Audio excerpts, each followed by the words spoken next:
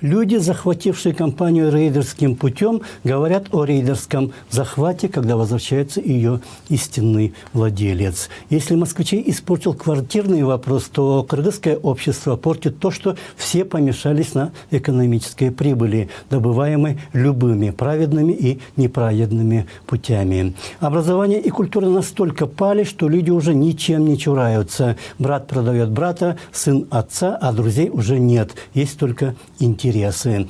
И этот эшелон все набирает скорость. Никакие правила уже не действуют. Все решают напор и массовость, наглость и цинизм, сила и беспринципность. Остается только удивляться, что те, кто таким образом захватывают предприятия и организации, еще как-то пытаются соблюсти внешние приличия, требуют исполнения формальных процедур и делают хорошую мину при плохой игре. На самом же деле никакие мины уже ничего не скрывают.